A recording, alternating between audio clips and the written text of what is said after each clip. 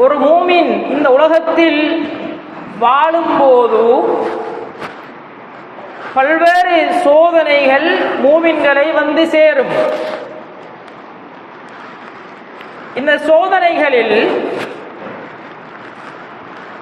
மிக பிரதானமான 2 சோதனைகளை அல் குர்ஆனில் அல்லாஹ் ரப்புல் ஆலமீன் எங்களுக்கு சொல்கிறான். அதில் ஒன்று, அதிகாரம் உள்ளவர்கள், யாருடைய சார்பில் பலம் இருக்கிறதோ அவர்கள் மூமின்களை பலகீனப்படுத்துவார்கள். இந்த உலகத்தில் ஈமானுக்கு ஏற்படுகின்ற மிக பெரும் சோதனையாக ரப்புல் ஆலமீன் அல் குர்ஆனில் இப்படியான பல்வேறு விடயங்களை சொல்கிறான். அதிகாரம் உள்ளவர்கள், பலம் உள்ளவர்கள், ஆட்சி உள்ளவர்கள் மூமின்களை பலகீனப்படுத்துவதற்கான சகல விடயங்களையும் மேற்கொள்வார்கள். இந்த தலைப்பில் அல் குர்ஆன் எங்களோடு பேசுகிற போது மிக முக்கியமான ஒரு வரலாற்றை சொல்கிறது. இப்படியான சோதனை இந்த நபியுடைய உம்மத்திற்கு மாத்திரமல்ல, இதற்கு முன்னரும் அல்லாஹ் ரப்புல் ஆலமீன் இப்படியான சோதனைகளை ஏற்படுத்தி இருக்கிறான். ஹதரத் யூசுப் அலைஹிஸ்ஸலாம் என்ற இந்த மூமினுடைய வாழ்வில் ஏற்பட்ட சோதனைகளை அல்லாஹ் ரப்புல் ஆலமீன் அழகான தெளிவான உதாரணங்களுடன் எங்களுக்கு சொல்கிறார். வலகத் ஹம்மத் பிஹி வஹம்ம பிஹா லௌலா அர்ரஆ புர்ஹான ரப்பிஹ். யூசுப் நபி அவர்களை ஒரு மன்னரின், ஒரு ஆளுநரின், ஒரு ஆட்சி அதிகாரம் படைத்தவரின் மனைவி தவறாக தன்னுடைய அதிகாரத்திற்குள் சிக்க வைக்க பார்க்கின்றாள். நபி யூசுப் அலைஹிஸ்ஸலாம் அவர்கள் ஒரு மூமின், தப்பும் தவறும் மற்றவர்கள். ஆனாலும் அந்த பிரச்சனை யூசுப் நபி அவர்களுக்கு எதிராக வருகிறது. காரணம், அவர்களின் பக்கம் ஆட்சியும் அதிகாரமும் இருக்கிறது. தவறுகளை செய்தவர்கள் அவர்கள். ஆனால் ஒரு மூமின் தன்னுடைய வாழ்க்கையில் சில நேரம் இப்படியான இக்கட்டான சூழ்நிலைக்கும் தள்ளப்படலாம் என்பதனை அல் குர்ஆன் இந்த வரலாற்றின் மூலமாக எங்களுக்கு சொல்லித் தருகிறது.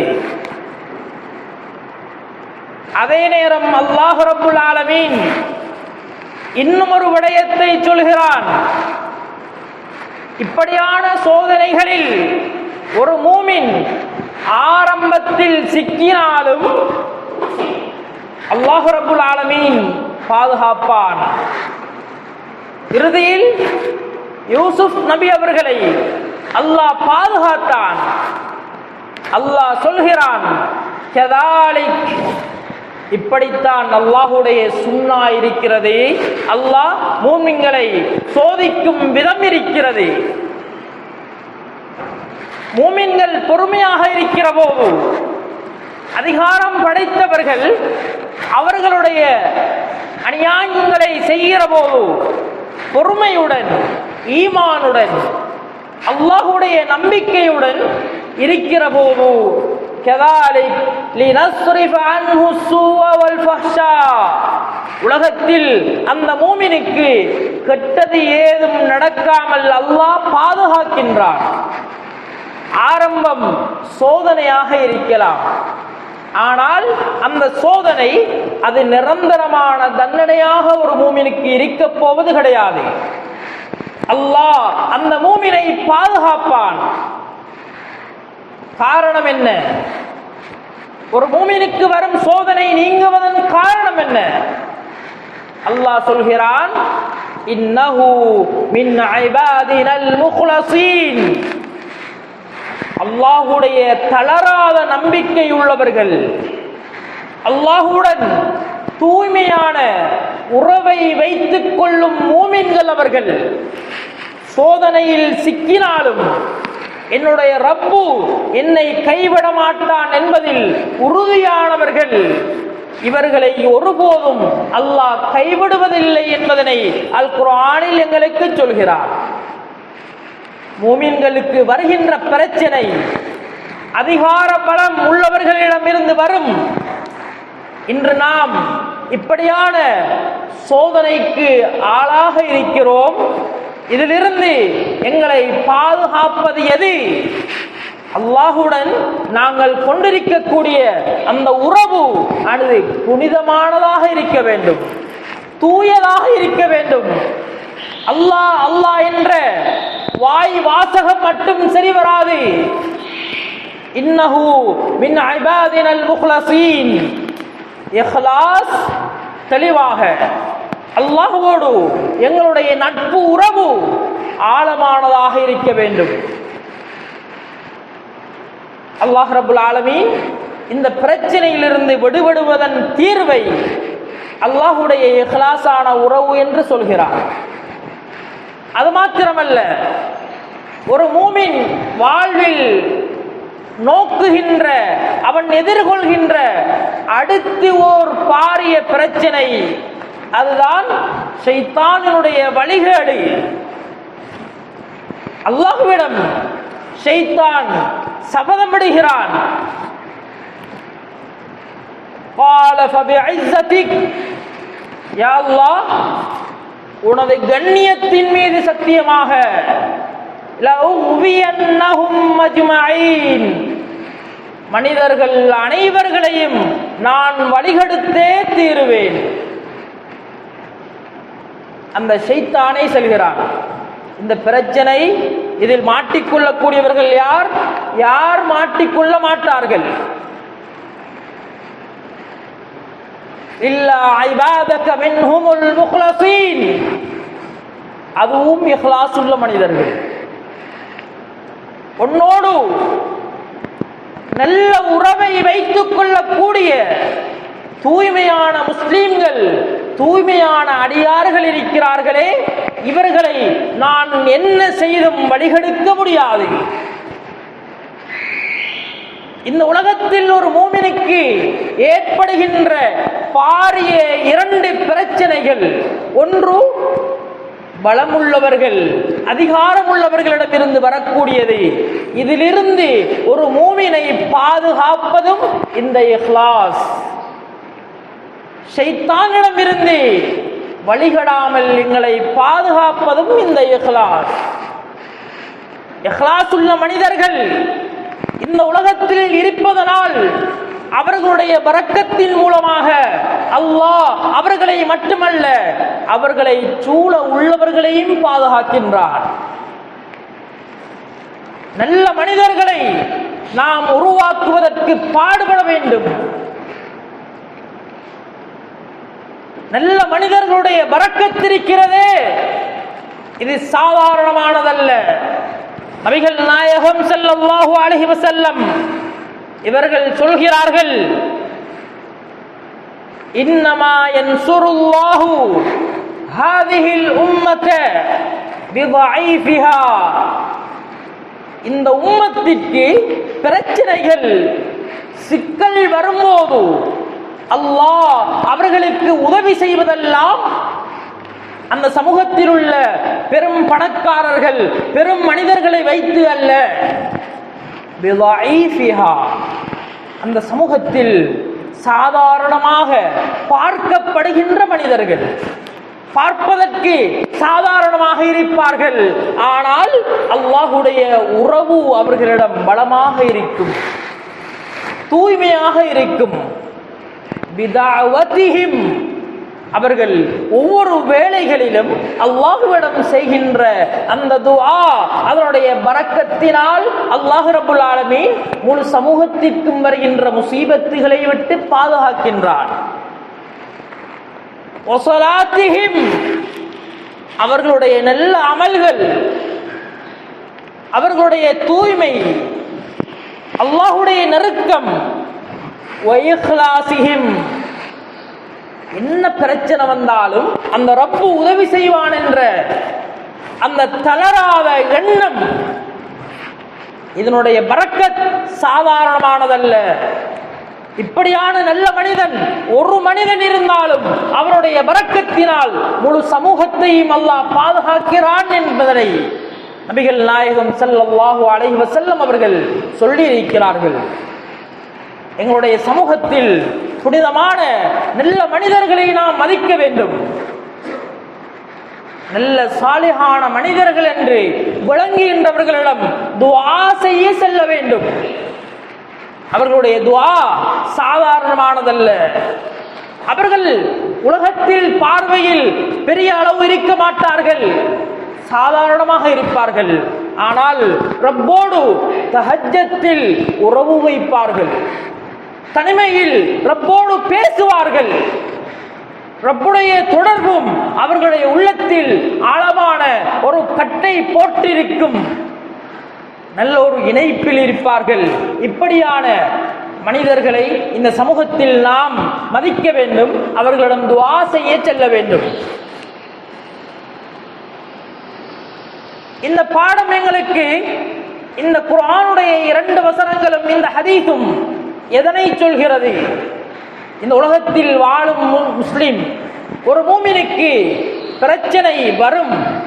அதில் ஆக பெரும் பிரச்சனை என்னவென்றால் அதிகாரம் படைத்தவர்களிடமிருந்து வரக்கூடியது, இரண்டாவது ஷைத்தானிடமிருந்து வரக்கூடியது.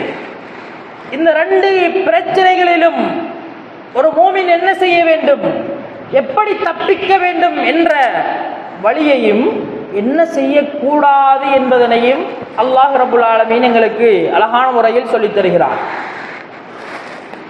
ஏற்கனவே நாம் இந்த பார்த்த ஹதீஸின் மூலமாக துஆ செய்ய வேண்டும், அல்லாஹ்வுடைய தொடர்பை ஆழமாக ஏற்படுத்த வேண்டும் என்பதனை அல்லாஹ் சொல்கிறான். நபிகள் நாயகம் ஸல்லல்லாஹு அலைஹி வஸல்லம் அவர்கள் சொன்னார்கள். இதே விடயத்தை அல்லாஹ் சொல்கிறான், யா அய்யுஹல்லதீன ஆமனூ, ஈமான் கொண்ட மூமின்களே, இதா லகீதும் ஃபிஅத்தன், உங்களுக்கு பிரச்சனை தருகின்ற அதிகார சமூகத்தை நீங்கள் சந்திக்கும் போது, அவர்களுடைய பிரச்சனைகளை நீங்கள் முகம் கொடுக்கும் போது, ஃபஸ்புது, தளராத உறுதியுடன் இருங்கள். ஈமான் தளர்ந்து விடக்கூடாது. வஸ்குருல்லாஹ கதீரன், அடுத்து செய்ய வேண்டியது அல்லாஹ்வுடைய ஞாபகம். உலகத்தில் பலமுள்ளவர்கள், அதிகாரமுள்ளவர்கள் இந்த அநியாயங்களை செய்கின்ற போது அவர்களது பலத்தை நாங்கள் பேசி பேசி அதனை பெரிதாக காட்டக்கூடாது. அல்லாஹ் சொல்கிறான், இப்படியான சந்தர்ப்பங்களில் வஸ்குருல்லாஹ கதீரா, அல்லாஹ்வை பெரிதாக ஞாபகம் செய்து கொள்ளுங்கள். இவர்களது ஆட்சியை விட அல்லாஹ்வுடைய ஆட்சி பெரியது, இவர்களது சக்தியை விட அல்லாஹ்வின் சக்தி பெரியது. அல்லாஹ்வுடைய அந்த சக்திக்கு முன்னால் இவர்களை சிறுமையான பார்வையுடன் நாங்கள் பார்க்க வேண்டும் என்பதனை அல்லாஹ் அல் குர்ஆனில் எங்களுக்கு சொல்லித் தருகிறான். முதலாவது நாங்கள் துஆ செய்ய வேண்டும், ஈமானில் உறுதியானவர்களாக இருக்க வேண்டும், அல்லாஹ்வோடு தூய்மையானவர்களாக இருக்க வேண்டும். இந்த விடயங்களை நாங்கள் செய்யுமாறு அல்லாஹ் வேண்டிக் கொள்கிறான். இன்னும் ஒன்று இருக்கிறது, நாங்கள் செய்யக்கூடாதது. இப்படியான பிரச்சனைகள் வருகின்ற போது அந்த பிரச்சனைகளை பற்றி நாங்கள் பேசக்கூடாது. முஸ்லிம்களுக்கு எந்த விடயங்கள் எல்லாம் ஆபத்தாக வரும் என்று நம்புகிறார்களோ அதை இடையெல்லாம் பேசி தெரியக்கூடாது. இதனை அல்லாஹ் தடை செய்கிறான்.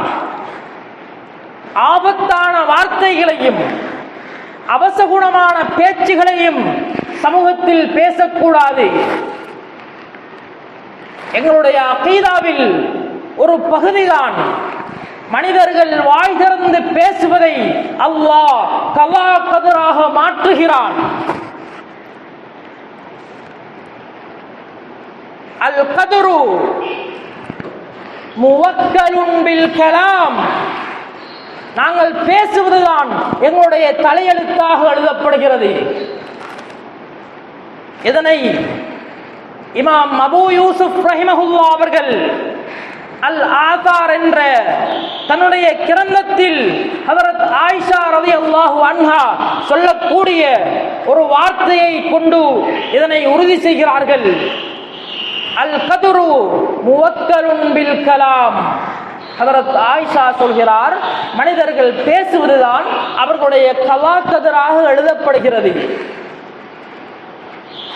இந்த அசரை, இந்த ஆதாரத்தை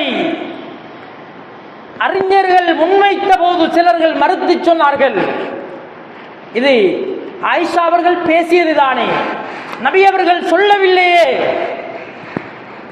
இமாம் சஹாபி ரஹிமஹுல்லாஹ் அவர்கள் இதற்கு அழகான ஒரு பதிலை சொன்னார்கள். இதற்கு ஆதாரம் ஹதீஸிலும் இருக்கிறது.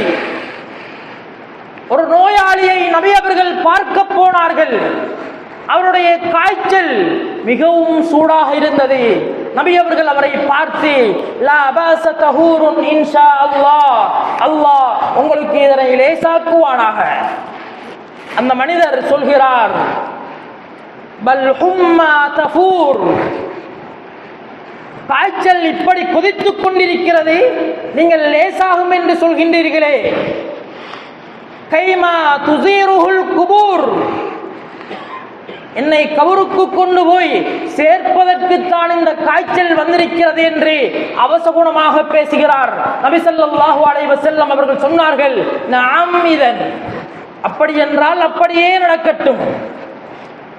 ஒரு மனிதனுக்கு அல்லாஹ் ரப்புல் ஆலமீன் கொடுக்கக்கூடிய எந்த நிலையாக இருந்தாலும் அதில் அவன் நலவாக பேச வேண்டும். கான ரசூலுல்லாஹி ஸல்லல்லாஹு அலைஹி வஸல்லம் யுஜிபு தஃபாவுல், நல்ல விதமாக சமூகத்தில் நபி அவர்கள் பேசுவார்கள்.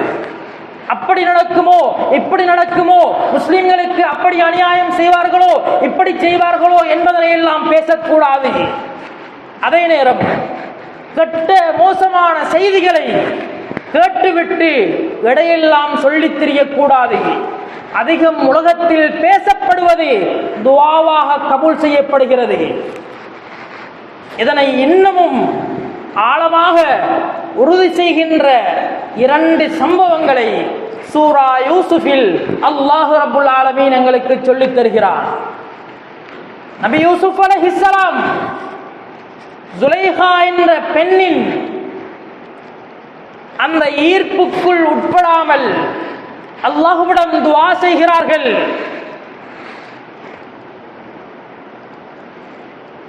யா அல்லாஹ், இந்த பிரச்சனையை விட எனக்கு சிறை வாழ்க்கை பிடித்திருக்கிறது. நான் சிறைக்கு போனால் நல்லம். அல்லாஹ்விடம் ஹஜ்ரத் யூசுப் அலைஹிஸ்ஸலாம் அவர்கள் இந்த வார்த்தையை சொல்கிறார்கள்.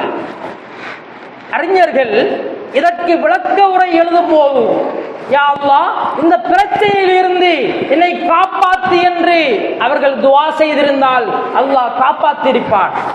இவர்கள் ஜெயில் வாழ்க்கையை, சிறையை விருப்பம் என்று சொன்னார்கள். இந்த வார்த்தையை அல்லாஹ் பிடித்து அவரது கலாக்கதிரை எழுதினான். 7 வருடங்கள் நபி யூசுப் அலைஹிஸ்ஸலாம் அவர்கள் சிறையில் இருந்தார்கள். இதே போன்று யூசுப் நபி அவர்களுடைய தந்தை யாக்கூப் அலைஹிஸ்ஸலாம் இவர்களிடம் அவர்களது சகோதரர்கள் வந்து, தந்தையே, எங்களுடைய இளைய சகோதரர் யூசுஃபை எங்களோடு அனுப்பிவிடுங்கள், நாங்கள் காட்டுக்கு சென்று விளையாடப் போகின்றோம்.